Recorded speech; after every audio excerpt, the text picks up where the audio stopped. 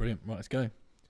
Hello and welcome to episode 14 of the Just Discourse Podcast, brought to you by your hosts, Monotone Max Smith and Matt Della Harpe. How you doing, mate? You all right? Very well, thank you, my friend. How are you? Very good, very good. We're doing well. We hope everyone else listening is as well. Don't forget to like and subscribe to our show. How's your week been so far, mate? Yes, busy, mate. As always. Good. Still building, growing, Excellent. improving, and getting older. Happy birthday. Thank you, my friend. I know. What are you turning? 15? I'm 21 again. 21 again. Very. It's a film, isn't it? No, 17 again. I don't think I'll get away with 17. No. I don't know. You do get there. You do get some. I think because of the culture now, beards are much more popular. So people who can grow facial hair do, like from an early age. I couldn't at 17. Oh, so. I cannot. I could get a respectable Mexican mustache by the time I was 12. Well, like the handlebar ones, or just like the... Just like the little one over there. Not a Chaplin, but like Who else had a Chaplin kind of beard? Oh, just some guy in Some nutter. East Germany. Anyway, so today we have a few topics, as always. Who's going to go first? You go first, mate. You crack on. So there's one I was listening to, which was talking about the importance of an important factor for sort of raising your kids and then determining how they turn out. Now, I thought this was relevant because we've spoken ad nauseum about the importance of not giving your kids too much of a head start, because then that actually is a disadvantage long term. Yeah. So the fact that I heard that this was a longitudinal study, so something that went over many, many decades. I think it actually involved twins, oddly enough. Right. But the study found that the biggest determining factor in the longest reaches of success for children was not the parents of the children, was not the school of the children, it was the kids' friends' parents. So if I had a son and you had a son and they hung out in a certain group together, let's keep it simple like that. I had a son, you had a son. Our respective children would get more benefit and be more likely to emulate one another than us. Okay. So my kid would be more likely to emulate you, and your kid would be more likely to emulate me. Right. So is that because of two things? I'm going to chuck an opinionated question in here. Go on. So from the parents, is it because they're more seen as like the authority figure, and you tend to sort of rebel against them, and you're like, they're probably constantly bombarding you with information and things you should and shouldn't do, and after a while, especially as a kid, you're like, you're taking a piss now. That's too much. And secondly, obviously school doesn't teach you anything other than to be subservient, so no one really respects that, do we? Unless you're very fortunate to have a very compelling teacher. Yes, that is very true. I've had some very good teachers in my time, and the majority of them, because they would class me as ADHD, never got on with them at first because I was probably a bit of a pain in the ass. And I had my one biology teacher, and he was fantastic. Mr. Easton, his name was. If he's watching, you're a good lad. And like the first 3 lessons, I was fucking about and just doing all the shit you shouldn't be doing. And he made me write lines for the first 3 classes, and on the third lesson, he just sort of put it to me bluntly. He was like, "Max, do you think I want you to be doing this?" And I'd never really thought about it like that before. I just thought, he's been a dickhead teacher. And so I said, "No, I'm just trying to do my job here. I'm just trying to teach your class, and you're disrupting it the whole time. I don't want you to be disrupting my class, and also don't want you to disrupt, be writing lines. But I don't really know what else to do. So because you're wasting my time during the class, I had to do something for you to sort of comprehend and waste your own time. Does that make sense?" And I was like, penny dropped. I was like, shit, I'd never thought about it like that before. I was just being a kid. Not necessarily disrupting his class, because probably subconsciously I didn't want to be there, but I was just doing it because I was just messing about type thing. Yeah. And when he put it like that, I was really like, oh, damn, like, there are other people around me. The teacher, he's trying to just do his job and crack on and do what he needs to do. Yeah, massively. It's funny with kids like that. You have to put things in certain perspectives or open their eyes to actually seeing it from, oh, damn, I didn't ever thought about it that way. Because they would just thought, oh, I'm feeling picked on or singled out for no apparent reason. Therefore, the experience that I have is the only experience there is. Yeah. Because you're at that young age, you don't understand different perspectives yet. No, yeah, as I said, when he put it to me like that, he became my favourite teacher overnight, and I ended up loving biology. Yeah. Well, apologies, I put you down a tangent. You were going to say another point there about opinion about why it is so important that it's the kids' friends' parents as opposed to the individual parents. Yeah, so and then because of the kids' friends' parents, is it because they still look up to them as like not a close family member, but someone they respect because they're an older adult, but they're not a teacher, so they're not that authoritarian figure, as similar to the parents. So you probably listen to them more because you don't have to. Yeah, it would be the forced dynamic of having to listen to them. After a while, you sort of switch off, don't you? Because you think, oh, fuck this, you're forcing me to do this, don't really want to do it. I think it's against human nature, really, isn't it, to want to be forced to do something. But when it's your friend's parent, you haven't got to listen to them. Doesn't matter really what they say, but for that reason you comprehend it and take it on more. Yeah, so if they, as you say, because they don't have to, for that parent to then capture your attention, there must be something really special about them. Because there's something about kids where they have surrogate parents, or more specifically a surrogate mother figure, a surrogate father figure. So they're not replacing the parent that you have necessarily, but they are just sort of adding on to it. Mm-hmm. Like I think from the male perspective, which I can only speak from, my surrogate father figures were my instructors or my music teachers, because they weren't the school teachers, because school teachers were something that was mandatory and you didn't have a choice. They were just there. Whereas like the martial arts instructors and my music teachers were there by choice. I was there by choice because I enjoyed it. You wanted to be there, yeah. And so you put that greater emphasis upon their authority and then the respect you have for them as well. Yeah, it's fascinating. It's very, very interesting. And so, where was that study? Who did the study? It was done by... Oh, there's a name that's going to really annoy me. So I'll be interested in reading that later on. It wasn't David Buss, but it was someone like that. Richard Shotton? No, I want to say David Buss, because there's something to do with that. And was he a psychologist? Behavioural psychologist. Yeah, I think it was David Buss, but that's where he was studying from. But it's so interesting. And where did you come across that? Chris Williamson. So yeah, because he's extremely interested in the behavioural psychology of men and women, specifically men and women's intersexual differences and competitions. It's like how men compete versus how women compete amongst themselves, which is again is a very fascinating topic.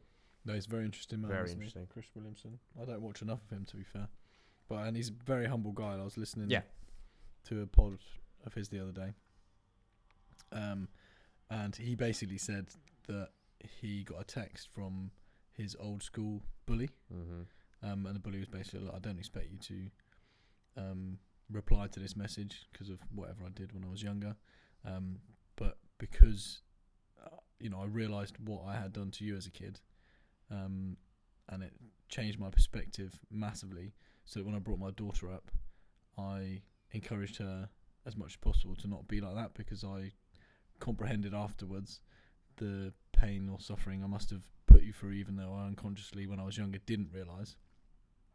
So I just wanted to let you know that that situation has changed my life, and hopefully my daughter's for the better. And I think he did reply in the end. It was just like, look, that suffering that you put me through is worth it if you've had this realisation, for you to change your perspective and ensure that your daughter doesn't act in that manner, which I thought was a really interesting perspective to see it as. Incredibly, it's incredibly selfless if he's looking at if Chris is saying from the perspective of, I was tormented, but it doesn't matter to me if that has now meant 20 years later that you've realised you were an arsehole and you're now going to make sure that your daughter's not. Yeah. And she's brought up correctly. Fascinating. Such an interesting and mature response for him to be like, for Chris to be like, it's not about me, it's about this little girl who's growing up now. Exactly, yeah. And he's obviously quite a strong character. He's got a very interesting story. His wisdom. Yeah, very interesting story, because he said that when he grew up, he was very shy and and bullied quite a lot, and he found the societal norms of interacting with other people quite difficult and quite challenging. So it wasn't until like his late teens, early 20s that he suddenly sprouted into this specimen of a human. Because his list of career paths is hilarious. Really? Because he went from being like really shy and small and quite intimidated by everyone to an owner of like one of the biggest like events companies in the UK. Oh really? Yeah, I think he still is a part owner. What type of events? Bar nightlife. Okay, nice. So he's a club promoter. Yeah. And he was the front cover for a lot of the like vampire series books. Really? Yes. Like the typical shirtless model kind of thing. Like all those vampire romance novels. And he was just like the cover for like 15 of them. And he'd go to these events and just get swarmed. Well, just because he was huge. Yeah. But yeah, and he was like, he's banned his mum from ever reading them just because he's on the cover. It's probably safe, isn't it? Yeah, now he just talks to insanely fascinating people for a living. And he's grown a very strong mustache recently. It's fantastic, isn't it? It's 80s cop or 70s porn star, either way. it's coming back in, this old mustache thing, and I'm not sure of it. I know I've spoken to a lot of people recently, and they're advocates of it. I can't help but think paedophile. Yes. Yeah. Tash and glasses is not a good combination. Luckily, he hasn't got glasses. No, he doesn't. Oh, does he? Wears glasses? Okay. I haven't seen those ones. Yeah, the fashionable like wire-framed ones, the aviator frames. Okay. Pedo. Yeah. You hear that, Chris? I'm sure you're not. Yeah, of course you're bloody not. Yeah. Not yet. Yeah. There's still time. Yeah. But so did it delve sort of deeper into the reasoning behind it then? It didn't. It just said the findings. Yeah. But they went on to saying that you have these communities now in America where they're creating homesteads, which where they're taking the children out of, these very wealthy people are taking the children out of the school system, and they're all pulling their resources together and buying these big tracts of land. And everyone who lives there will have, like, they'll be in a stable relationship. They'll have 2 or 3 kids, and one's a lawyer, one's a doctor, one's a physical therapist, one's a scientist, one's a deep sea diver, one's a all of these different things. So you basically get these like isolated communities, not quite isolated, but self-contained communities where they all pull their knowledge and expertise to raise these kids. I think that's a great idea, and as you say, it can be incredibly powerful if you're surrounded by those people on a day-to-day basis, because no disrespect to the teachers out there, I think they do an incredible job, especially for the money they get paid and the hours they have to do. But really, you want to be learning from experts, don't you? And with the greatest respect, most teachers aren't experts; they're generalists in what they teach, aren't they?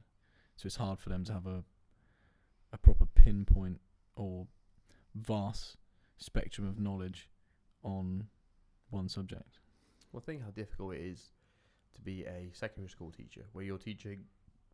Secondary school teachers, I respect you the most. Oh, hell because that has got to be the worst job in the world. No question, because you're dealing with, kids who are prepubescent going all the way through the hormone range up till they're 16, 17, 18 if you're in a secondary school, sixth form school as well.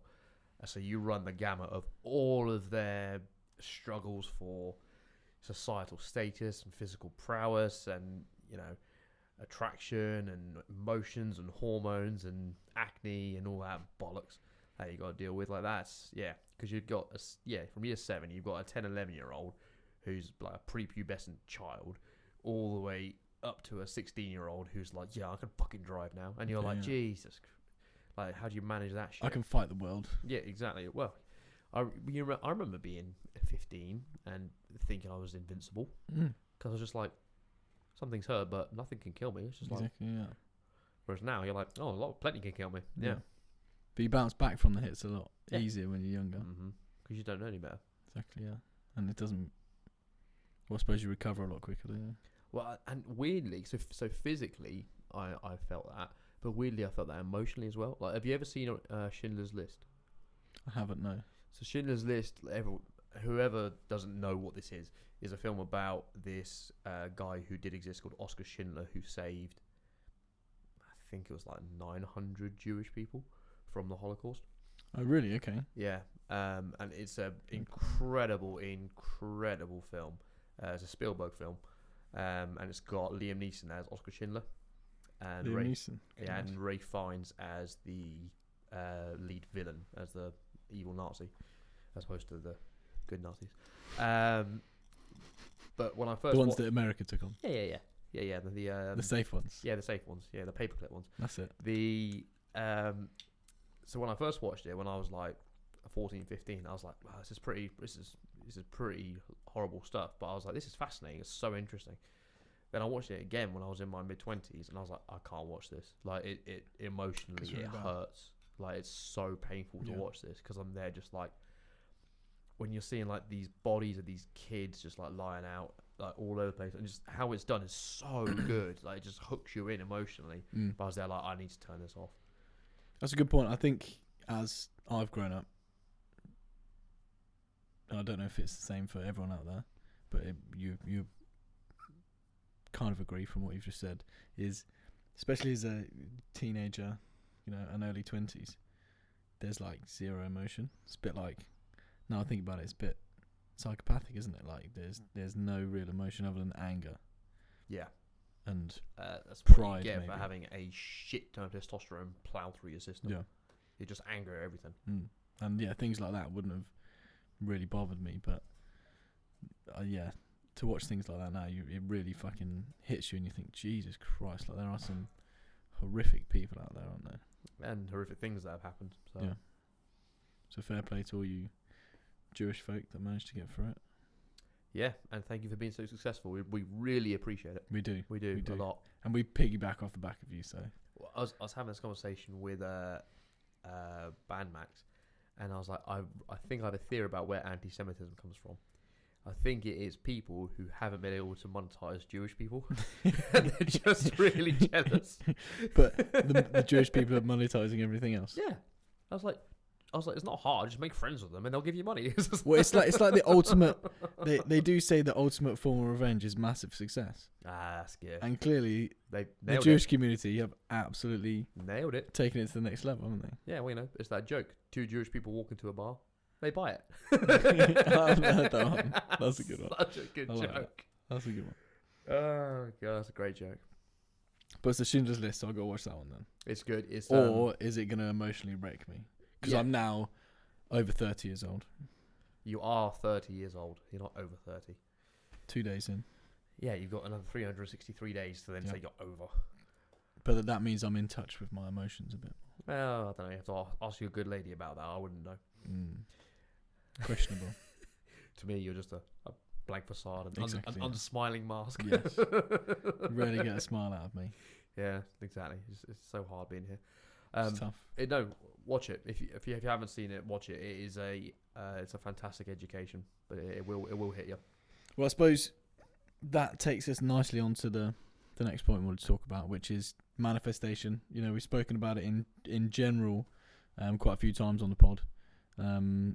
However, there's been quite a few things, I would say, in your life that have occurred recently. Yes, indeed. Due to your use of the process. Yeah. or the outline for manifestation, which I'm proud I could, I'm not going to take much credit for it, but I'm proud that I could help you, on that course and, give you advice in the way I've used it to, better my life and the people around me. Well, I'm gonna push back against your ill-used modesty, because, as I said to you when I secured the position I'm at now, when I called you and told you, I wouldn't have got there without the tools that you gave me. So my success is your success. True. And the same thing applies to this recent development in another avenue of my life. However, it's the same thing. It's the same with all of those things. I can only show you the door. Mm-hmm. You have to walk through it, and you walk through it. You did the work that was required. But if we're going to keep talking in analogies, if you hadn't given me the door, I'd still be walking around and blind. True. Well, you can bring a horse to water, can't you? But that doesn't make it a biscuit. Wait, I'll mix one up. I think that's a different one. That's a different one. No. Yeah. No, I'm proud of you, bro. And for anyone who's listening, wondering what the hell they're talking about, we're being elusive on purpose. You just gotta wait and just stay tuned. Keep watching. Yeah. Says that the especially in the early stages of manifestation is you don't want to tell too many people about it. You want to tell the people that are going to help you on your journey towards it, but anybody else who isn't guaranteed to be on your level and pushing you forward, you don't want to tell them, because the world has a fantastic way of helping you out when you're going down this manifestation route, but because we're all co-creating this reality, there's also the opportunity for, let's say, haters, people that aren't on your side, to throw that manifestation off. And how would they be throwing that off? Because they when we talk about manifestation and stuff like that, the main point of it is your thoughts physically create your reality. Now, if you've got those thoughts in mind and those goals that you want, and that's starting to be attracted to you, with somebody else who is not on your side have got the opposite thoughts, then it's two opposing forces, so it's pushing it away. Whereas if nobody knows, nobody who's not on your side knows what you're pushing towards and working towards, but you've got 5 people on your side that know what you want and are all have that in their thoughts as well, it brings it closer to you a lot quicker. Would you say then this is I don't want to use manifestation because we're using that to mean something else. Would you say this is a symptom of you are the average of the 5 people you're around still, and if you were to be around negative people, they're the emotional vampires and they're gonna leech from you. Yeah. No, 100%. That's part of it. And I need to try and find the quote, but I'm pretty sure it's in Think and Grow Rich as well, and it says, anything you ask of the world, it will give you. So you've got to be very specific of what you want. And another reason why you should ask, for the biggest thing possible. And when I say ask, I mean think in your mind what it is you want out of this world, this plane, this reality, whatever we call it or choose to describe it. Because if you do the work, it will be provided for you, or you will come across it, or you will work to a point where it happens. So you don't want to get asked too low and be disappointed. And the famous story is what I told you the other day. Do you remember about JP Morgan and Andrew Carnegie? So anybody who doesn't know, Andrew Carnegie was a Scottish entrepreneur and massive businessman, one of the richest guys in the world at the turn of the century. And he was a steel magnate, so he had lots of steel factories and stuff like that. He then had pretty much a monopoly on the steel market. He then went into creating the railroads,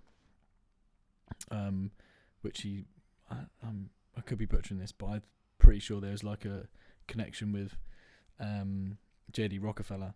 So J.D. Rockefeller ran the trains or something like that, but he owned the tracks, so they sort of worked together to both corner the markets that they were both in.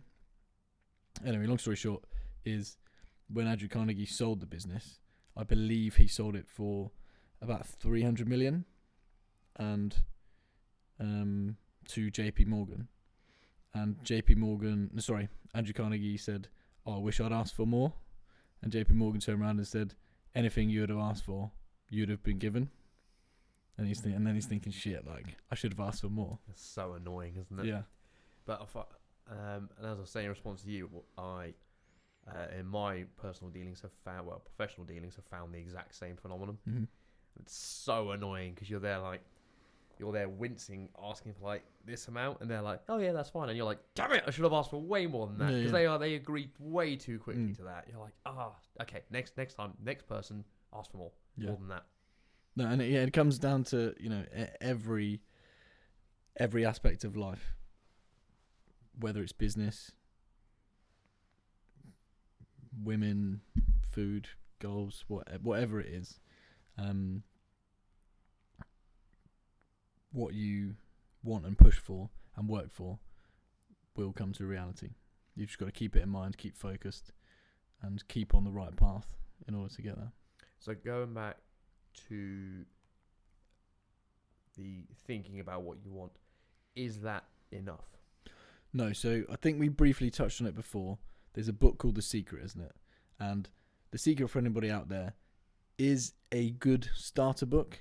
However, when you read it and you understand, a bit more of how to bring your thoughts into reality, you realise that The Secret is just like the beginning point, and it's actually quite disappointing because effectively in that book it just says your thoughts physically create your reality. As long as you keep the thoughts in your mind, then they will manifest.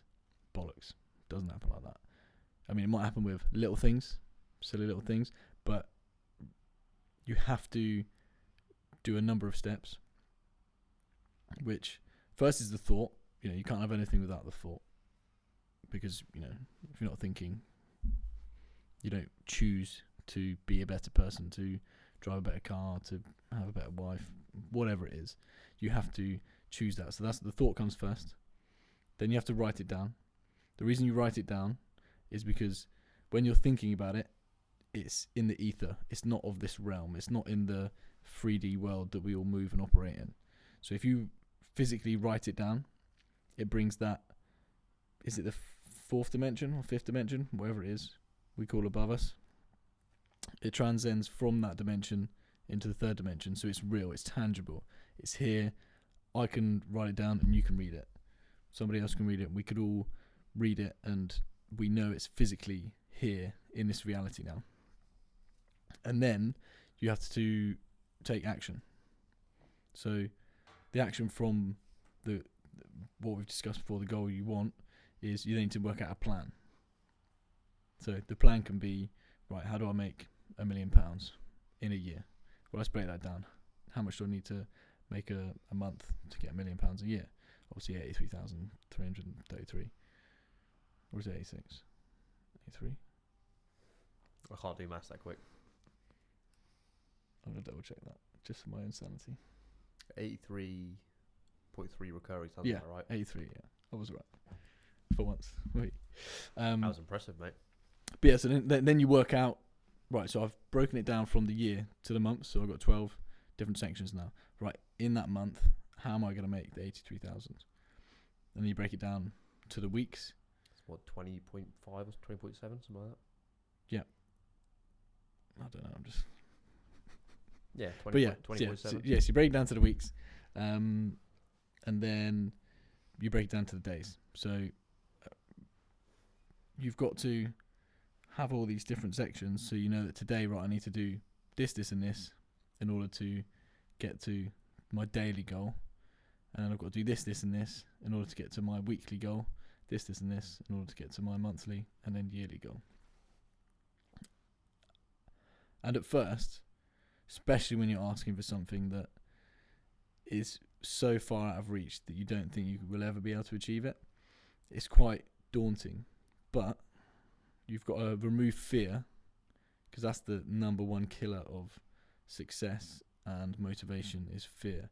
Fear that you're not good enough, fear that you won't be able to do it, fear that you're inferior, really. And then you've got to better yourself as a person daily in order to achieve whatever you need to achieve. And that's why I'm such a massive advocate, and I know you are, is for exercising. No, I didn't do it. I exercised a lot when I was a kid, and there was a period between sort of 17 and say 23, 24, but I didn't exercise at all. And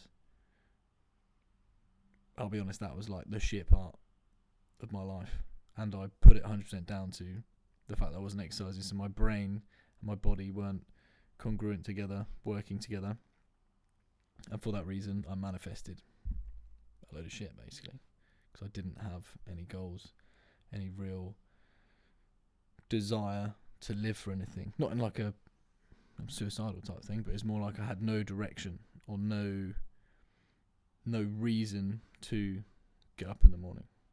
And you've got to have that in order to create your own reality, because as I said, we all are incredible beings that most of us don't ever really ask the question why we're here and what we can actually do with our time here.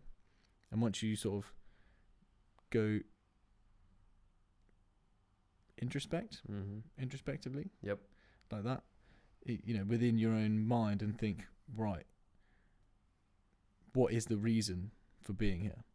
Now, my personal belief is our reason to be here is for the world to experience itself, but also because we are powerful, intelligent creatures with brains that 99% of people, and I'd include myself, don't and will never fully comprehend the power of it.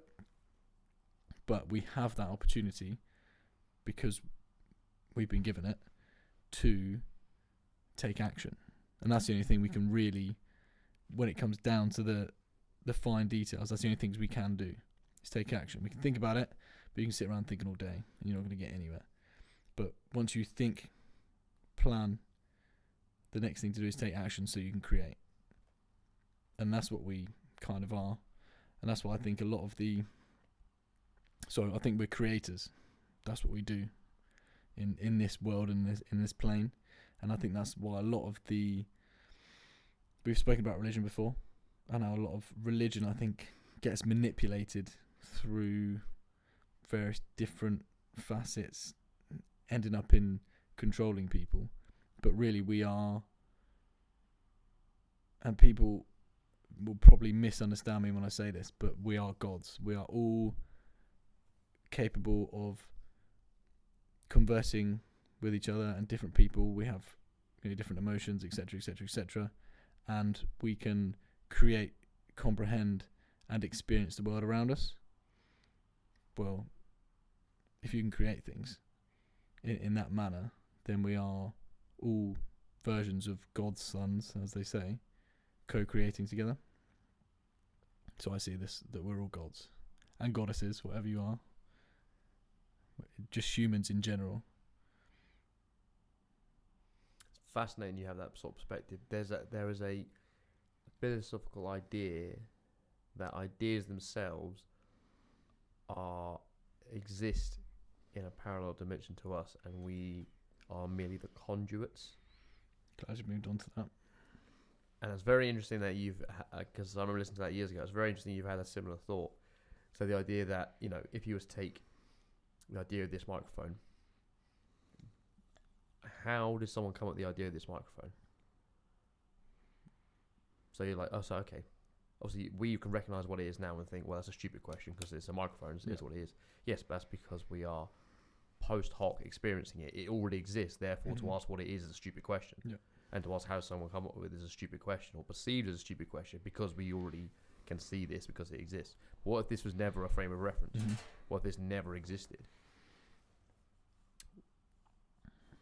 To whomever it was that actually came up with it, it would be like witchcraft to everyone else, because they'd be like, how did they manifest this idea? It's like the same thing with the phone. Like whoever created the first phone, they're like, how did they come up with this? Like how are they able to make sound travel down this wire, like this piece of string. How do they make sound travel down this piece of string? I That's still magic, have no comprehension about how that works. Yeah. So, as a thought experiment, anyone listening, tell me in detail, or try and explain to yourself or a friend exactly how it is that your phone screen works. Yep. Or how the sound comes out of a speaker. How can you hear this right now? Tell me exactly how that works. How is it that we have these things and we just press record and it records it onto a device that has more computing power than the building that put a rocket into space? Yes, and none of us ever really think about it any further than that. But I like to think it as this, is take it from economics, is the demand creates the supply in anything. So there's got to be a need for something, technology or whatever it is, in order for it to be created. And as you said, and I firmly believe this to be the case, and as I've grown up, when I was young, my mum used to take me to church and stuff like that, but from the age of 12, 13, 14, and I found out what an atheist was, I believed myself to be an atheist. And the older I'm getting, from the age of, I think it was probably about 23, 24, I was seeing various different things out there, and I firmly believe there is a higher power now out there. Now, again, not God sat on a cloud like an actual human being type thing, but we've also mentioned it before, there's a frequency out there that you can tap into, which is positive or negative. And that's what I see as channeling God or channeling the devil. As we said before, you're the average of the 5 people you spend the most of your time with. So if you're surrounded by losers and people who've got nothing going on with them, you stay on the same brain frequency as them, or tap into the same energy field as they do, and therefore you stay down there. And on the adverse side, obviously, if you're surrounded by successful people, and you're going to elevate yourself onto their frequency, and therefore you're going to physically create the same reality or a similar reality to them. And so my point is, in terms of when we create things like this, is there's a demand for it. So there's a thought in the mind, and then you tap into, or you channel some other worldly frequency or something like that, and it, I guess, which is your point, which I've read a little bit about, but not too much. So again, I'm kind of butcher it, but you channel some other frequency that sends you the information you need, or down the thought process of, right, do this, because none of us can really understand why we have thoughts or where they come from. So is it that we're receivers from something else, the earth? Maybe the earth is far more intelligent than we are, or is it the sun or the moon or another celestial body that gives us the intelligence, or the perceived intelligence that we think we have to channel these things? What's your thoughts on that? Well, so many thoughts. That was a lot, I know. It's brilliant, mate. A question. Do you perceive thoughts as words, sounds, or images? As in, are they letters in front of you, a voice in your head, or pictures going faster than you can blink? For me, it's voices and images. I don't tend to see words, unless I'm thinking about something I've written down and I'm trying to hold it consciously in my mind. But that's the only things I tend to see in letters. But if that's something that you've written down and you, and that it's the image rather than the image words. of the thing you wrote down, as opposed to words going across the screen like a typewriter. Yeah. So that in itself is fascinating. The voice in your head, whose voice is it? So, I have many different voices in my head. I know when I've done some reading on this. This is where we find out Max has split personality. Yeah. Go on, mate. It tends to be you're the most influential person in your life. But from all the reading and stuff like that I do, I have different voices in my head, which are different people that I've either had contact with, I respect, or I've had watched videos of them or stuff like that. So the main person in my head is my old man, usually, because obviously from a young age he brought me up along with my mother, but he was the main male role model. So he's the good guy on my shoulder, being like, look, don't be a dickhead, like, do this, you know what you're supposed to do, be a good person, blah blah blah blah. I've also got David Goggins. Don't listen to the little bitch, that one. Especially when I'm working out and stuff like that. He's like in there screaming at me, pushing me forward, which I like. Various different people. I've Grant Cardone in terms of business and stuff like that. Dan Pena. You've got to have a bit of Dan Pena. Please tell me there's Kevin Samuels in there as well. Kevin Samuels in there, yeah. Kevin Samuels is in there. Dan Pena. There's a handful, yeah, depending on each different situation that I'm in. Dan Pena's like the old granddad who is like semi-wise, but he's angry and hates everything, and that's like he's there fantastic every now and again. Yeah. But people like that, so they're the voices I hear, and it's never my own voice. Fascinating. Which I don't know if it's weird or not. I've never actually spoken about this aloud to someone. Who are the voices in your head? I only have one, Yeah. and it's me. Furiously masturbating. Yeah, there's a lot of wet sort of slurping sounds. No, it's me, but it's atonal. It has like it's my voice as if I was my own guardian angel, which it plays the dual role of angel and demon. So if it's whether it's thinking, the word we try to actually break down what I mean by the word thinking. If it's projecting images of good things to me, it's being the angel. If it's projecting bad things to me, it's the devil, which could be like, oh, wouldn't it be funny if that kid fell over, or one of those intrusive thoughts. Sorry to interject, but that's my point on the channeling the good and the evil. Yeah, which is just being human. But then when it actually speaks to me,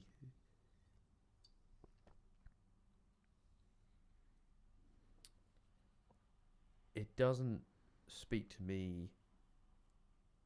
I don't get a voice like praising me. I don't get a voice saying, well done, you've done this, you've done that. It's more advice in regards to stay calm, or walk it off, or breathe, or get it together, bitch. Yeah. So when it talks to me, it's just advice about how to proceed through things, as opposed to saying, "Oh yeah, you did this really well," or "You did that really bad." It speaks entirely in the present tense, so nothing has happened and nothing will happen. Yeah. It's just whatever's happening right now. That's how it talks to me and just sort of coaches me through things. That's a very interesting point, because again, I'd never thought about it until you just mentioned it. But yeah, I don't think my conscious or subconscious, whoever is talking to me, ever praises me. Is that maybe why, especially as males, because we get a lot less praise in the world, why we crave or appreciate praise outwardly so much when somebody else praises us? Yes, but my question is going to be, does that depend on what we're being praised for? Yes, of course. Yeah, if you've done something bad and someone's praising you for it, you think... No, as in this specific kind of what type of things are important to us to be praised for? Like, is it, I'm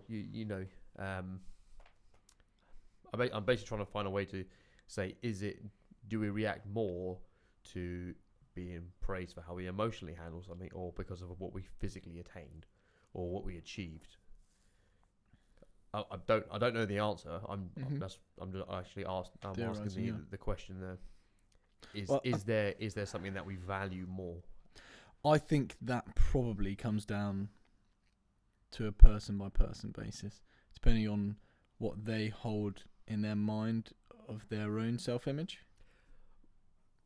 So if you're like a huge bodybuilder and someone smaller than you praises you for lifting heavier weights than them, you're probably going to be like, yeah, obviously, like, that's not really a compliment, is it? But if you are the adverse and a bodybuilder's praising you, a lot smaller guy, like, fucking murder, mate, like, you started it, that's really good.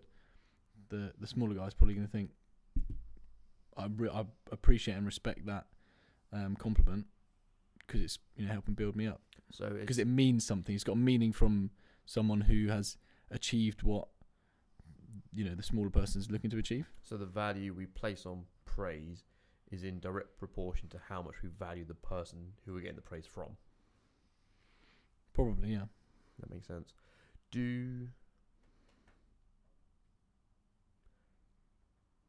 I don't know about you, but I get very uncomfortable receiving compliments. Yeah, I'd probably agree with that in a way. I think it's, again, I can't remember the exact statistics, but we were talking about it the other day. It's something like stupid, like 90%. It's like a 90 to 10% ratio of compliments that women get over men. So women receive 90% of all compliments, and men receive 10% of all compliments.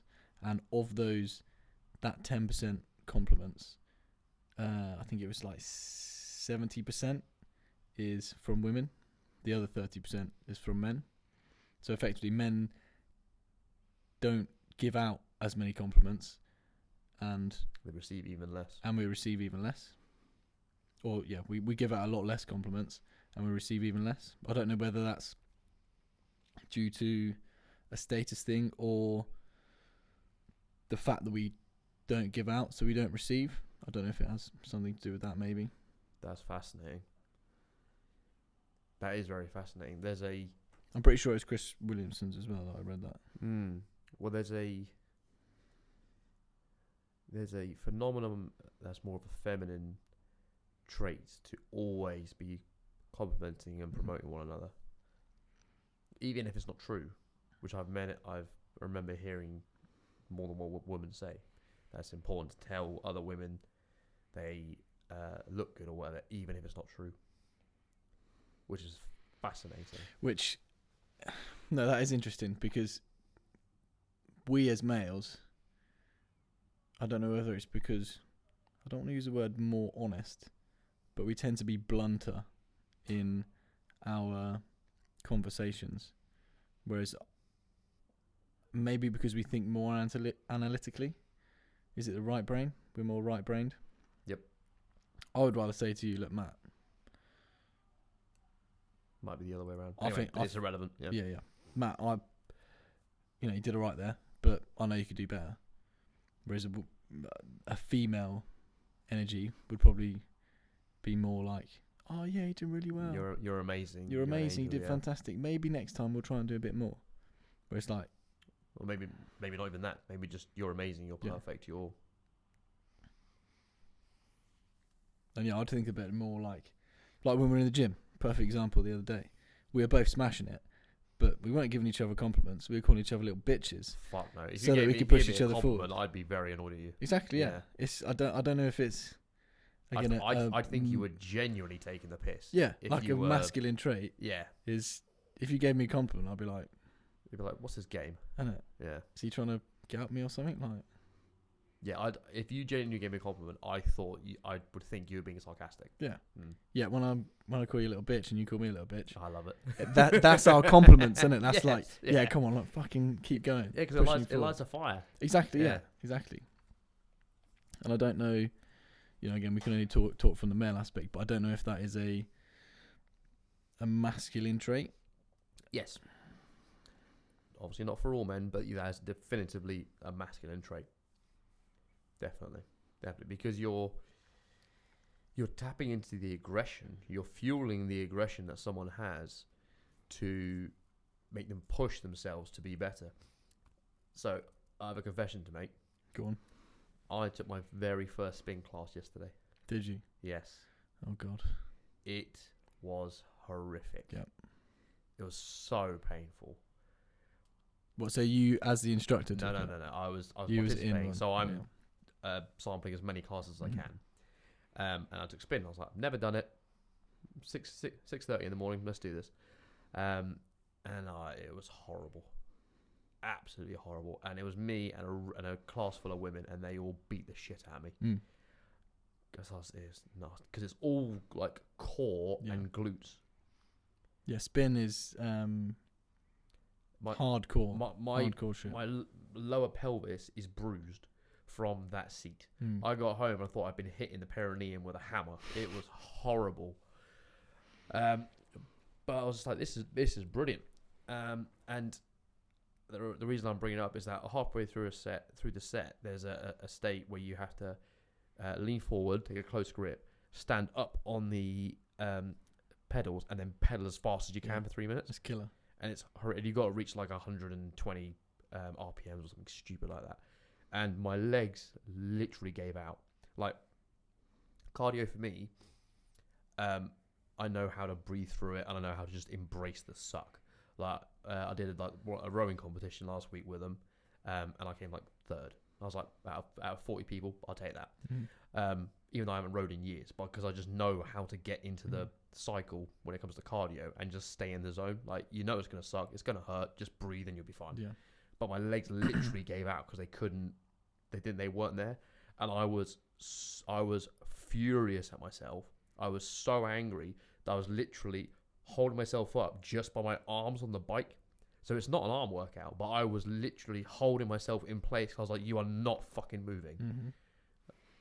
I was like, until my arms gave out, and I was like, okay, I have no choice here. But I finished the class. It's like 45 minutes, and I just walked straight out the door, and just walked up and down the street for about 10 minutes because I was like, I can't be in here because I'm going to be a real asshole. I need to calm down. Yeah. Because I was so angry at myself and not being able to do the class properly that I had to just walk off and just walk off the anger that I had towards myself because I couldn't do it. Well, so does that bring us back to the point we discussed previously of experience creates competence, competence creates confidence? Yeah. Whereas with rowing, you'd obviously had an experience before where you know you could breathe through it. Whereas, well, that was interesting because spin, which is different, something you maybe haven't done before, it's harder for you to get in the mindset. Well, the rowing was interesting. Like, I've never in my life rowed that long before. I've never rowed that far before. But I know the motions. I know how to do it. It's just then applying that to maximizing it, but in a sustainable way. So, yes. Short answer to your question, yes. I knew how to do it, even though I knew the form, even though I'd never done it for that long and for that pace. So you know that, you just got to physically do the movement, breathe, come back to it, physically do the movement, and instead of thinking about the pain, or not wanting to do it, or going back to our thoughts and manifestation, is if you're thinking about the end goal rather than the pain and the suffering you're going through now, and keep that focus on that, the pain is actually a lot less, or you don't even comprehend or notice the pain because you're not holding it in your mind's eye. So, end goal, 100%. It was actually the second one. The first one is breathing, because breathing is the main thing. The breathing is your breathing is your fuel. That's your oxygen is what's powering you. And if you are breathing wrong, you're going to gas out and you're going to wind yourself, and it's going to exacerbate the pain. Whereas if you're breathing correctly, it plateaus the pain out. So it doesn't get any worse. Yeah, it gets to a level, and then it stays there. It just stays there, and then you just maintain that. Exactly, you just maintain. So it's very uncomfortable, but it's not painful. So you can maintain. But when you think about the pain, that's when the pain gets worse. Yeah. So then you have to kind of go into a meditative state where you focus on the breathing. Or I count to like reps of 8. So I count to 8 and then start again. Count to 8 and then start again. Just because it's it gives me something to do, and it just repeats. Or sometimes I'll just count. I'll just do in, out, in, out, and that's it. But it's the focus on it there. Whereas with the spin, it was a physical inability to proceed, because it's just something my body was like, nope, don't know what's going on here. But then again, with your experience, and I would say I've fallen foul to this many a time in my life. But once you experience the things, all you need to do is just slowly ratchet up each time, consistently, day by day, or 3 times a week, however many times you're going to do it. And then before long, 6 months down the line, you're like, why was I struggling so much there? And I'm absolutely annihilating it now. Absolutely. And I want to use push-ups as an example. When I started in the gym, I was struggling to do like 15, 20 push-ups. And it's not that hard at the end of the day. But then I just slowly ratcheted it up, like 5 push-ups a week or something like that. And now, 50, 60, 70 push-ups is standard, so it's easy. Yeah, it's the law of progressive overload, where it's like you treat it as a staircase. So you just go increase, and then the plateau, increase, plateau, increase, plateau. For everything, as you're going up, you just change the metrics of what you're measuring. No, it's interesting, and it's such a simple technique, but I think, like most things, we overthink and overcomplicate really simple and easy processes. But it is fascinating when you break it down to be as simple as that, because so partly why I had a little bit of trepidation going in, because I thought, in my stupid way, that every other instructor there was going to judge me. Mm-hmm. So you're not thinking about what you need to do, you're thinking about the external factors. Yeah. But then I just went, screw it, let's do it, let's try it from there. Let's just do this class. I've never done it before. Let's just do it. And that was because the guy who was taking the class was coaching the class, is the guy I've known the longest and probably respect the most there. So him actually being there was good fuel in itself, because that pushed me further than I otherwise would have. So I actually attempted the really, really hard part and pushed myself further, and like gritted and stuck into it, because I was like, oh, he's right here. I'm not going to just give up straight away. I'm not going to be here just to show him that I didn't even try. So that actually did push me further than I would have otherwise. But then afterwards, him and everyone else was incredibly supportive and encouraging about it, even though they're all super athletes compared to me, which is fascinating. But as we're breaking it down here, it's ridiculous for anyone who takes fitness professionally to look down on anyone else's ability in anything at all, because we're all different. We're all good at different things. And to your point of like, it's all you need to do is just appreciate a little bit every day, and you'll get there. So there's no, when you break it down like that, there's barely actually a gulf between myself and them. It's just time and effort. Yeah. It's just time put in, and that's it. Exactly. It's just actually doing it. Yeah. And if you sit around and do nothing, like we said before, nothing will happen. Yeah. But if you consistently put in the time and effort, before long, you'll get there easy. But what was interesting is that today we've got to come up with just a challenge for tomorrow. And I was like, come over here, guys. We're going to use this track area. I mean, just let's have some thoughts about what we can do. And the trick was to come up with an exercise.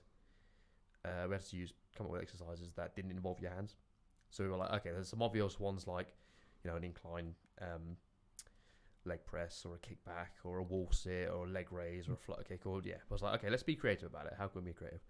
And I was bringing out some like martial arts evasion stuff. So like some groundwork shrimping, where you just like you twist and basically shiver your way out of the way from the opponent. And loads of them were like, we've never seen this before. So they were all looking at me like, oh, you actually know stuff that we don't know. Yeah. And so you can learn from everybody. Yeah, so that was a big revelation for me as well, being like, oh, there's something here that I can add value to. Which is it was a fascinating perspective just to see that and actually see everyone's reaction. Yeah, and that's why, again, we've spoken about it so often, is that you constantly want to be bettering yourself, and by proxy bettering the people in your circle, so that you can all progress and elevate yourselves out of the level. Because if you stay where you are, it goes stagnant. And we've mentioned it before, is there is no stagnation. You're actually either you're moving forward or you're moving backwards. If you're increasing or you're decreasing. So the option is yours. If you want to keep progressing and being better, you have to do it all the time. Otherwise you're going back and you've wasted all that effort. And it's much more enjoyable, and I'm sure everybody would much prefer to increase their value consistently over time, rather than go up here and then drop back down, and go up here and drop back down, and go up here and drop back down, because otherwise it's just a waste of time, isn't it? Yeah. Well, I mean, and my point, sorry, is that you can learn from everybody around you. Everybody's got different ideas and different experiences, and you can all bring those resources to the table and learn and bounce off each other. Yeah, which is the highest ideal of how it should be for all that there. So we were talking about praise. What were we talking about? Well, men don't deal with praise very well. Oh, and we were asking, if it's an achievement or something. So I was saying that I don't like praise that much. It was a question. Oh, I don't. For someone were to praise me for something that I've done or I find that very uncomfortable. Mm-hmm. What means the most to me is when someone says, because you did this, I felt this, or because you did this, I am now this, or because of this, you have allowed this, or whatever. So it means so you get a better feeling out of it means the knowing most that you've me, actually helped somebody else. Yeah, that I've added value to someone else. That means the absolute most to me. Because for whatever reason, I don't care about people. I don't care about people's opinion on me to a certain degree. It makes me uncomfortable to hear them praising me, but to say that what I've done has benefited them, that means the world to me. Yeah, and I think really when we get down to the crux of it, we are here, the simple Christian term, or what they push, and most religions at the ground floor level push is service. Is you get the most fulfillment out of life from serving others. And I think especially in this day and age, it's all pushing us to be so selfish and think about ourselves, think about our own job, think about our own money. It's even rolled over to the women in our generation as well, that be a independent woman, blah blah blah, and it's not congruent or helpful to society as a whole if we're not working together. If we're all battling against each other, then we can't help each other progress. Whereas if we work together as a team, so much easier to elevate yourself out of poverty or unhappiness. Or the gym is a perfect example. If I go to the gym, I'll have a goal and have an idea of what I want to achieve, and I'm pretty good at pushing myself forward. But I think most of the time, 70, maybe 75% at best. But when I'm with somebody else in the gym, yourself, or just a workout partner, I push myself much further forward. Whether it's the simple fact that the safety aspect is you've got someone to spot you, blah blah blah. But then you've also got the aspect of the male camaraderie and the competition that you're not just competing against yourself. I don't know whether you're actually trying to outdo your friend, or you're both working together to push each other forward. Because that's how I'd prefer to see it. But I wouldn't know the psychology behind it. I think it's a blend of the two. Because you're 100% are trying to push each other to be better. But I think it's a give and take relation. No, that's a wrong expression. A seesawing back and forth of who's doing better than the other. So like last week, I think I did like a few more reps than you, but you lifted heavier than me. So tomorrow it might be, I don't know, do more dips than you or something. I don't know. But you have better form. Or it could be that we're both equally matched and I did 1 more rep. But then next week we're both equally matched, but you do 2 more reps. And then, so over a time, it's perfectly balanced. And we are pushing each other to be better and over time. But just maybe it's like this. Well, does it come back to the point that you mentioned to me the other day, is you want to have like the strongest men on your shoulders, or not on your shoulders, or like behind you when you're going into war, or cavemen back in the day. Did you use the example of a mammoth or something like that? Yeah, if you take down a mammoth, you want to know that the guy next to you will die for you, and you will die for him as well. Yeah, otherwise your confidence level is going to be a lot low if you know you're with a bunch of pussies. Yep. And you went into something and effectively it's just you against a mammoth with 4 geezers that are just going to run off and let you die. Do you know what I mean? Like, that's a great way of putting it. Yeah. So again, I assume that's where that comes from, is we want to help push each other forward and make sure we're the best people we can be for ourselves and each other and the community as a whole. I agree. Yeah, I think that's the way. I think that's where it comes from. For males specifically. It's interesting, all these points, to the point of the. Watch out for the mic, mate. You're running Sorry, away. I'm terrible. Moving away from it. I'll get you like a floating headset or something. That'd probably be like one of those. Yeah.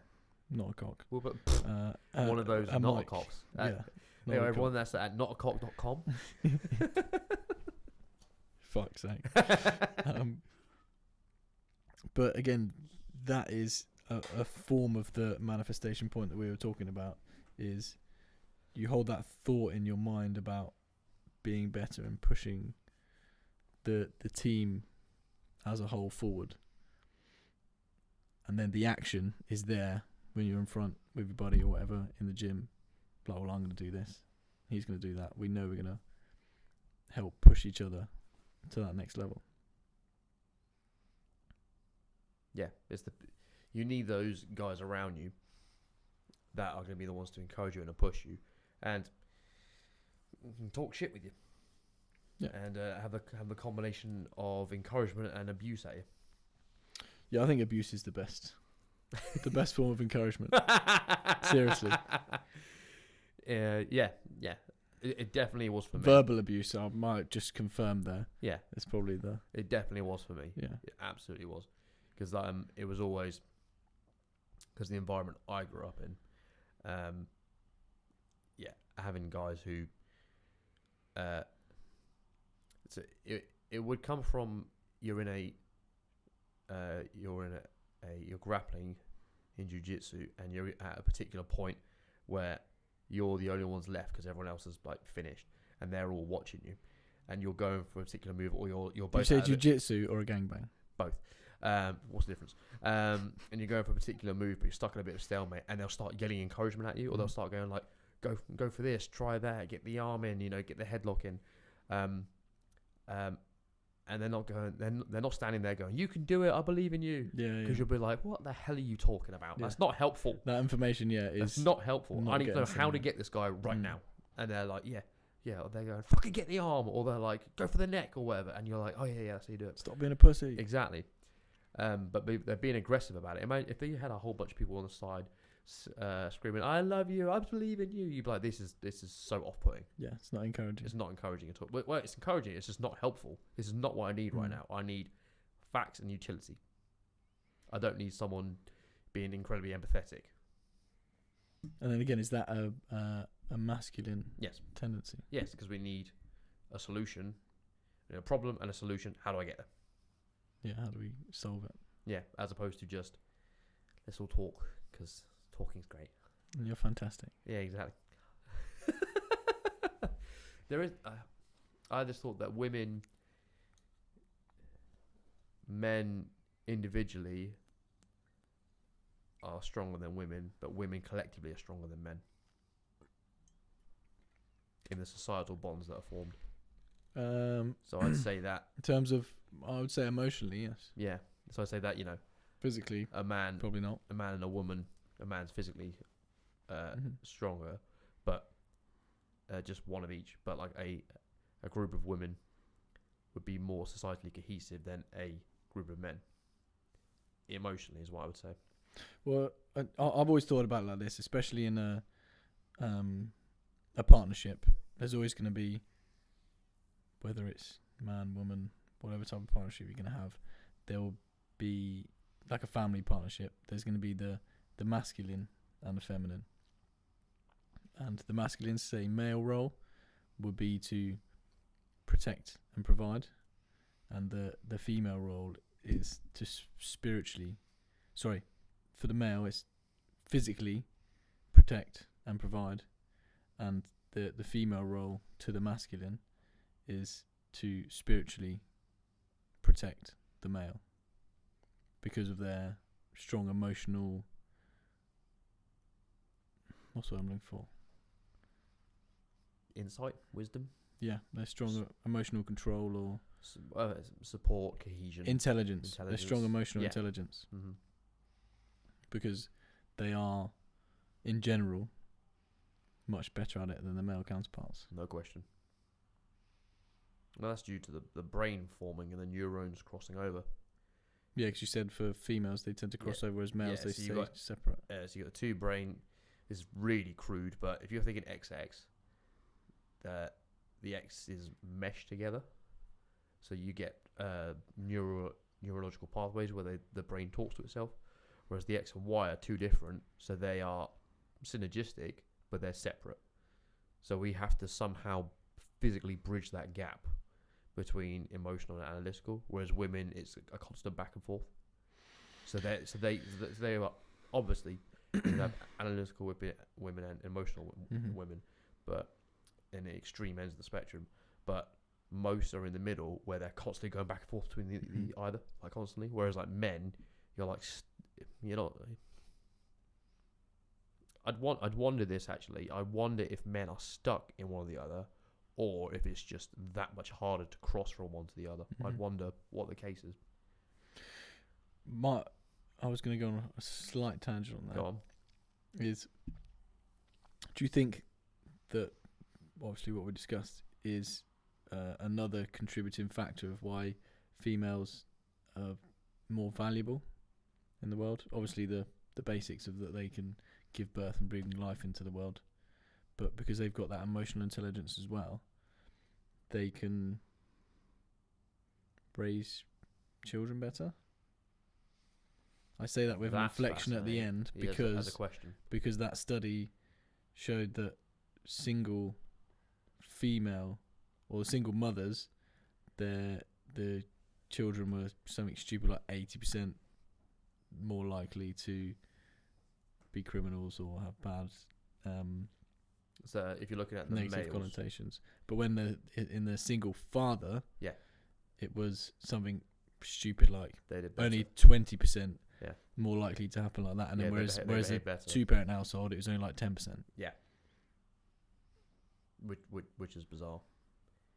Yeah, it was something like for both children, it was something how the absence of the mother is felt more than the absence of the father. Other way around. The absence of the father is felt more than the absence of the mother, which is bizarre. Yeah, because really I would think it would be the other way around. Is that or I would have thought it would have been equal. Yeah, because you've got the rearing of the mother. But yeah, I think you're right in the fact that they're more valuable in that respect. But would that have something to do with then our previous point? Is if the male role model is not there, the stronger, tougher, don't be a pussy type thing, he would encourage and therefore force the children to level up and be better people, whereas the female would be constantly empathetic, which from how we feel, again, I'll be interested to hear what other people think about this, but because the female's too empathetic, it lulls the children into a false sense of safety and security, that they don't need to be better because they're always going to get that praise. In the real world, I don't think there's a simple answer for it. If we're in this scenario where the only difference is that there's no father figure and everything else is free and breezy. Yes, I think you're right. But obviously we have to speak in generalized terms to make any sense of the world. I think, yes, I think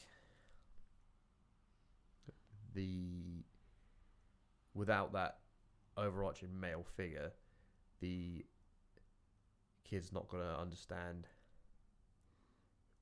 true, like, dominating authority, because your father was more physically imposing than your mother, though perhaps you're more afraid of, like, letting your mum down than you were scared of her, for some people, up to a certain age. I think maybe if you would take the example of single mother, absent father, and that, let's say the child's a boy, maybe his statistical turn to crime is a yearning for that surrogate father figure we were speaking about previously. If you were to take an older boy, like kid's 11, there's a 19-year-old kid. When you're 10 or 11, 19-year-old seems like an adult. Yeah. And whereas you see that your mum or the mother figure in your life will probably, even if you do go to prison or whatever it is, will still be there, be like, oh, you know, I still love you type of thing, blah, blah, blah. Whereas the male is more likely to be like, David Goggins, you're a fucking waste of space. Like, but arguably, the kid's not going to be there if the father figure's present or the father's present. Exactly, and that's the point. Is because the father, well, maybe it's more that they actually don't want to disappoint the father, because they know they won't disappoint the mother, because the mother is constantly giving them praise. Yeah, it would take it because for the mother, her kid is literally her body, her flesh getting up and walking around, manifested. You'd have to either have something really wrong with the mum, or the kids have to do something really heinous for the mother to want nothing to do with that kid, or to want ill upon that child. Yeah. Whereas for a father, if a kid's like murders someone, you'd be like, oh yeah, you're no son of mine. Obviously, it's not going to be an easy conversation to say, but that's going to be possible for a father to say, whereas like a mother couldn't countenance that. Well, on that point, does that come from a certain amount of guilt that the father hasn't done his job properly? Well, he would feel responsible if the kids had been led astray. Yeah, for not maybe instilling proper values. Maybe. Not to say that the mother wouldn't feel guilty as well. Maybe she would. Because ultimately, your child is your responsibility. It's your responsibility to make sure they grow up into a valuable member of society. So, well, and as we've seen as well, I think in my experience, the feminine tends to be more tolerant of things that people do, and we're seeing the more and more as the West becomes tolerant, the more and more shit that we shouldn't do we are tolerating, and therefore is actually creating a worse space to rear children like they're cattle. Bring up children, whereas we're becoming over tolerant and thinking we can take on more than we can. It's like I was saying to you earlier about someone my mum was talking about, where she's at that age now where her peers are peers and a lot of her clients are in like a perimenopausal stage, and she was saying that a lot of women over the last few decades, with being told they can have it all and affirmative action and their explosive rise throughout the workplace, they've effectively given themselves they've doubled their own workload. With you have a 9-to-5 job, but when you finish your job doesn't stop, because when you get home you still then have to clean, look after the kids, and prepare the food and put everyone to bed and make sure the house is in order, do the paperwork, do the finances. So you do that for 20 years, and at the end of it you're exhausted. And Mum was saying that has led to a majority of divorces are happening in their 40s, 50s, and she's saying that's all like perimenopausal kind of age. And I think that's so fascinating that it's happening around that point where women feel that they have to reach society's expectations of them, which is they have to be everything. Yeah. Which is so unfair, because that's absurd, because you don't have enough hours in the day to be, you know. And, you know, I've thought about that subject, you know, quite a bit. And it's very interesting. You know, back in the day, we had a proper family unit, didn't we? With, again, even this has become a swear word these days, gender roles. Whereas there was a team there. One person had one job to do, one person had the other. Whichever way round it was, it doesn't really matter. No, not at all. But one person was an expert at one, and one was an expert at the other. As we know, if you try and serve two masters, you fail both. And I see that happening in society these days, whereas because it's pushed societally that everybody should do both. They're not becoming an expert in either, and therefore they're failing at both. Would you say and everyone or both? So another on that point is, if you're a team and you're both doing the same thing, well, one of you's not needed.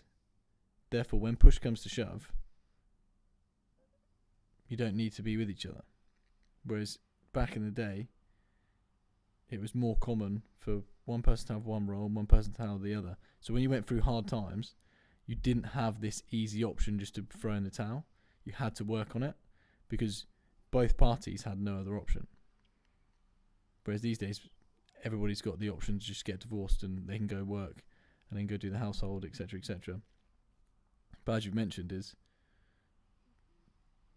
they end up not being able to fully commit to one or the other, and therefore life becomes much harder, much more stressful. I wonder if the inclusion of women to the workforce, let's say there's a family, mother, father, 3 kids, the woman works for Prudential, she does 9 to 5, she then goes home, gets the kids from their after school activities that they've been doing, which are expensive, takes them home, feeds them, gets the house in order, gets everything put to bed. Would you say that most men in that unit would have an identical work week from that perspective? So they would do a 9 to 5 as well, and then they'd go home and get, you know, the other kid, and then they'd get the shopping, or they'd do the washing, or they'd do this, or they'd do that? Or would you think that in that unit, that's giving men the excuse to do less and contribute less? I think it's a bit of both. And I don't necessarily think it's an excuse. I think it's a reason for, and again, a manifestation. I wasn't going to put that in there, but a manifestation of this push for equality is, you know, there's various different aspects, but obviously equality is, you know, a great thing. But if you have, you know, I've spoken to people about it before, and they were like, well, I want exactly 50-50 in my relationship. And you're like, okay, well, if you can have exactly 50-50 in your relationship, when the burglar comes down, or when the burglar breaks in, you've got to go down there with your husband and fight him off as well. Okay, but that's never going to be 50-50, is it? So, well, that's not going to be 50-50. Right, when we do the dishwasher, I'll do the top, you do the bottom. Like, if you want 50-50 in everything, maybe it's our male brain that can only think logically, but that's what it's going to be. Otherwise, you're not going to have 50-50, are you? Well, so we're coming from the perspective of we are engaging in a slight reductio ad absurdum, which has taken the logical fallacy of taking someone's argument and extenuating it to a ridiculous proportion and then criticising the result. So that's what we're doing here a little bit, because we're a little bit like just. But then, what is the 50-50? That's my question. But it's, so that's our perspective, being like 50-50, precise 50-50. If that's exactly what you want, you and I are going to measure out the decimal points. But that's what 50-50 is. You're right. You're not wrong. You're not wrong. But sorry, my logical brain cannot get over this. But for women, they just want perspective. They just want like a shared workload. They want a shared responsibility, and equality to women is such an important word, even though and I'm going to say this, exact equality is not what women want. No. Because that's boring as fuck. Of course. As a woman said to me once, equality is not sexy. No. They want equality of opportunity so that they can choose to have whatever they want, which I fucking support until the day I die. Because women should have the exact opportunities that any man has. Any woman should have any exact opportunities that any man has. But, which I would argue that they do and have. Yes. Especially throughout our generation. Yes. But for the... if not more. For the... there's two things here. There's one... Before we go down that tangent, I'm going to down this point. The equality point, a truly equal relationship, there's a nuance to it, and there's a constant shift in the balance of power, depending on what it is. I'm saying power as a buzzword, responsibility. There's too many words these days that become swear words when actually they just have trust, real meaning. Duty, whatever you want to call it. There's a constant shift. It's a seesaw, like we were talking about earlier about you and I progressing. It's the same thing. There's a seesaw going one way or the other. Like this week, this week the masculine character has brought more money, and then the next week the feminine character has booked a great holiday and organised all the travel and everything. This week they've brought flowers home. This week they've whatever. It's a constant back and forth, which is what to me I think is a true relationship, truly 50-50 relationship, because you're both taking it in turns and you're both being generous with each other. And I think it depends again on both what you want from life and the relationship. My point being is, if you're you guys are not necessarily out there to make loads of money to create that freedom for yourself, then 50-50 kind of works. But when we come back to the various points here, is we know that the schooling system is failing the children quite a lot. So it's better to have more external influences and learning for those children. Now, if you're both at work 9 to 5, it's a lot harder for you as co-parents to instill your values and teach your children better subjects, as I said, better values, take them to after school clubs and all that type of stuff, because you're both busy doing both things. Whereas if, say, one partner, it could be the male or the female, it's irrelevant which one it is in this point, but if one's going to go out and make £1 million and one's going to go and make £40,000 a year, there comes a point where it's like, well, if we're working together as a team, the person who's earning 40,000 is going to be far more valuable in looking after and nurturing the children. Yes. Because there's one that's obviously creating... I think about money as freedom. It's a lot of people get caught up in having lots and lots of money and blah, blah, blah, and guess just being misers and looking at it. To me, the only reason I want money is to buy my time. That's it. To create real wealth, which is time over money. So if one's going out to make $1 million, one's going out to make 40, well, this one is kind of wasting their time, slaving away doing the same hours or the same time as this one to make much, much less. So in a team, a combination, when you're working together, there's going to be more value in them doing other duties. I'm not saying they should have to or would necessarily want to.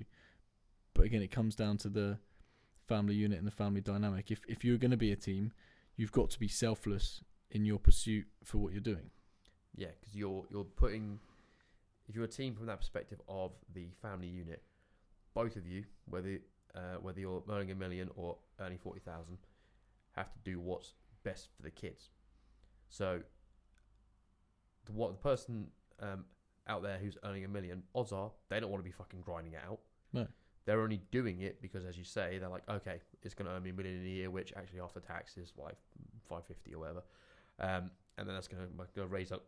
My lifestyle's going to be raised up to be in relation to that. To actual free money is probably fuck all month by month. Mm-hmm.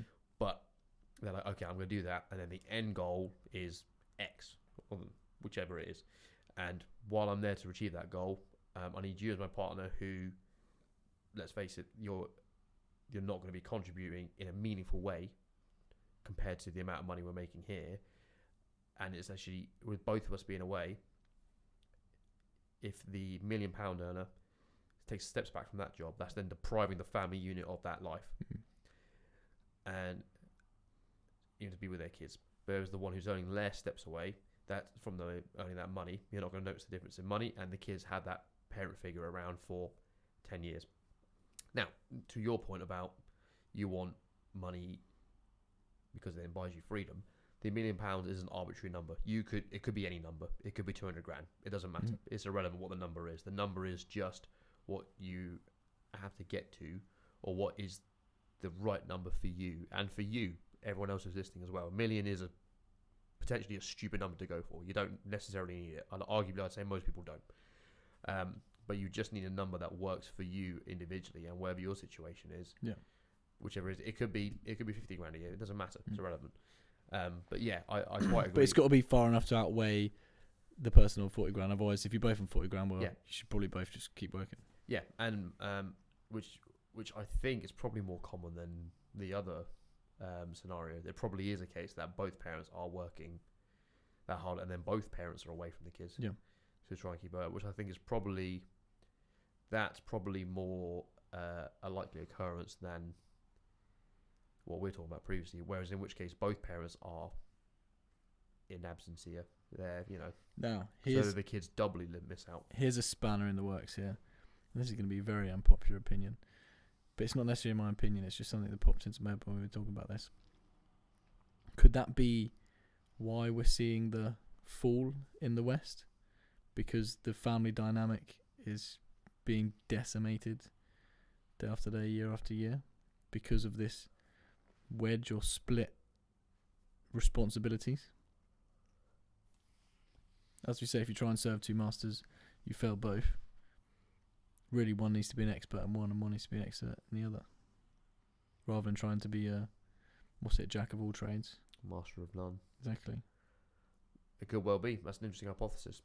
The only reason I say that is because the emerging nations, I won't say who they are, but we all know, is they tend to still have that family dynamic where the men go out and work, earn the money, and the females tend to look after the family and, you know, do all those, you know, that side of the team. And also, more interestingly, those emerging nations are part of collectivist societies where they actually incorporate the extended family into the unit. Yeah. So you'll have multiple generations, 3 or 4 generations as opposed to 2.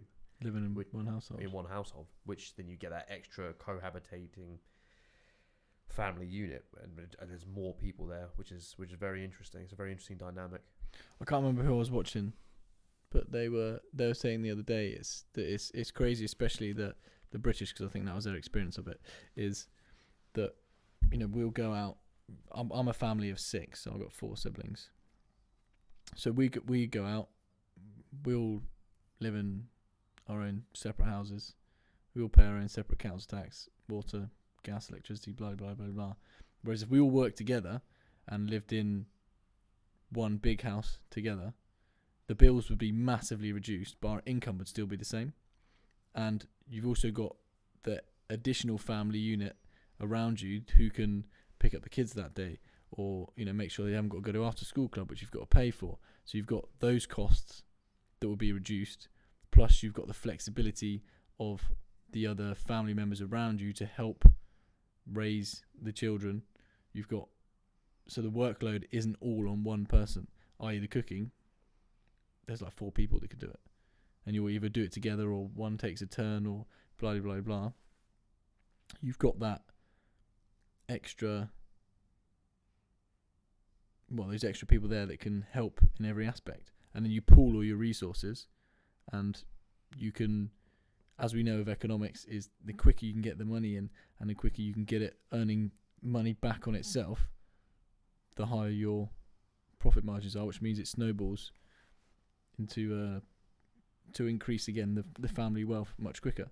And we don't tend to do it in the UK, but I know a lot of the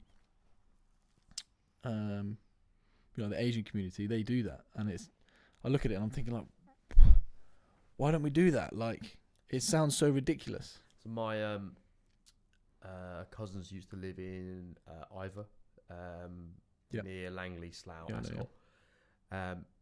When I first was seeing them as a kid, they were living in this small 3-bed, same as everyone else on the street.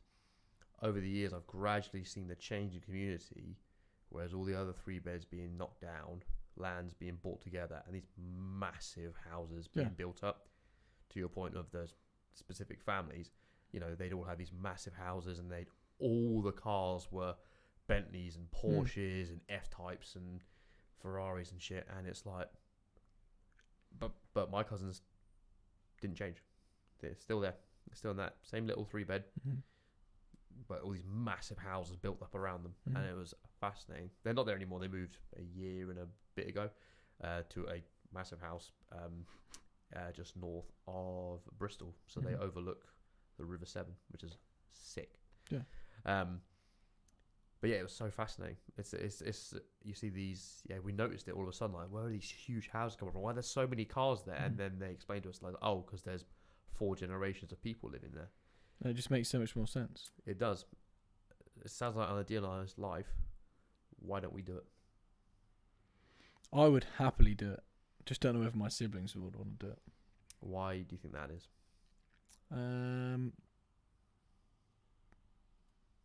Because this massive push for independence, I genuinely believe that is this lie that has been pushed on everyone, especially in our generation. It's probably coming from the generation before, for independence, that own your own home, own your own car. The independence, not to work together as a team and just everyone be better. Independence, I get. If you want your own space, and that's because that's an actual yearning. I get that, because my sisters are at that point where they yearn for their own space. But I'm more chill, so I'll have my own space. I'll happily live with myself. I'd happily live in a commune, whatever. I'm glad you said that. Hang on, we'll hold that thought. I think it's the female aspect. Hold that thought. To your previous point, I think it's a lie. We've been sold not a lie to have independence. I think we've been sold a lie to you have to own your own home. I think that's a lie, because you don't have to. You should own homes that other people live in. Yes. You shouldn't own your own home, or you don't need to. That's my point. Yeah. Well, so I think of that is, I've discussed it with family members before, and there are some family members who are on board with it. Is the simple way to have your own space yet all own at the same time is to have a farm. You can have a farm with various different buildings on it. So you can technically have separate homes, but it's all owned by the family. Everyone can still pool their resources. We can all grow your own food, have your own cattle, all that type of stuff. And because you can have lots more people there, you can still have the lawyer, the estate agent, the whatever who wants to do that. And then some can go into the farming, some can do this, some can do that. But if you're just one family trying to do that on your own, it's going to be incredibly hard. And you've also got that family unit that will protect, provide, and die for each other.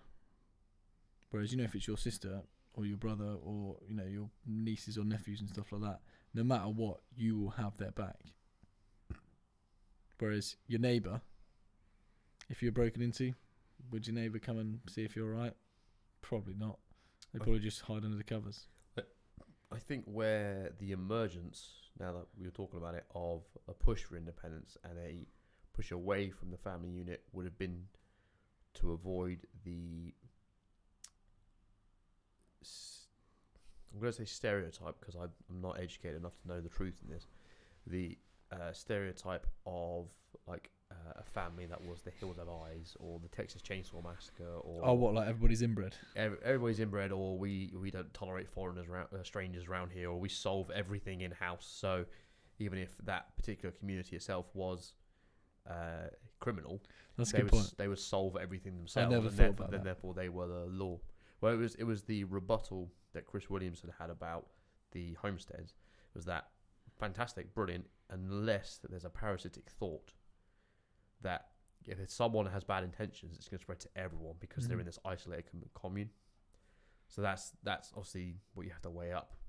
Well, yeah, I wouldn't necessarily go as far as to say that you live only in that space and you shut out the rest of the world. The idea would be out in the world. Everybody has their own jobs and can do whatever they want. However, the resources are pooled just in terms of the home and the safety and security for the family. So for my formative years, I grew up in a cul-de-sac, which was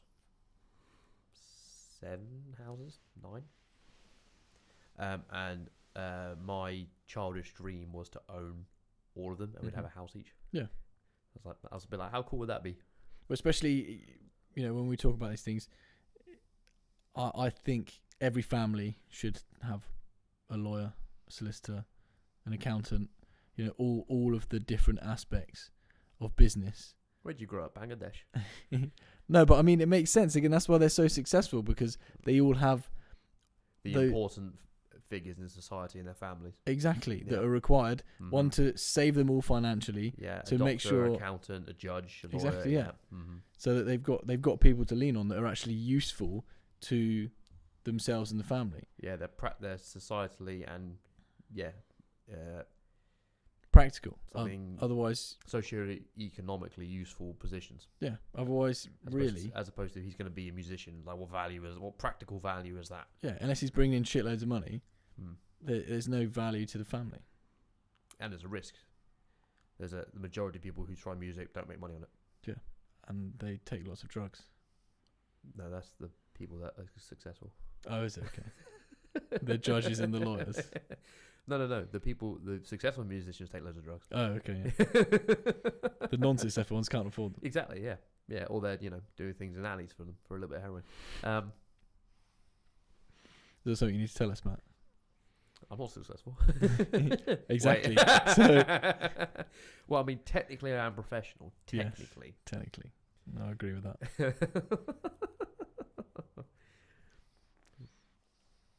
But yeah, that's again, as usual, we put the world to rights with our natter.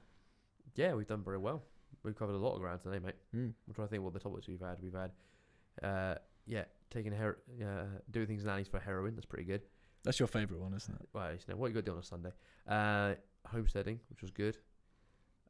The last thing I will say, we will wrap up. I brought the point to you about the vitality of how vital it is that your kids, friends, parents, and what their profession are, because I think that's a good counter to the 3-generation rule. If you don't hand that wealth over to your kids, but you ensure you carefully vet the parents of the kids that they're going to be socializing with, that's infinitely more valuable than any money you can give them. Well, does that go back to the point then? If you all lived in a homestead community, aunts, uncles, nieces, nephews, would they like the uncle figure? Would you get more? You would listen to them more? Yes. I wonder if that was part of the study. Yes. I wonder. Maybe. Or maybe it is specifically those you are not related to. Maybe. Maybe we'll look into that and come back with a bit more. Indeed. A bit more ammo. Fantastic. Max, it was a pleasure as always, sir. Lovely to see you, Matt. Until next time, guys, just remember, like and subscribe. Take care.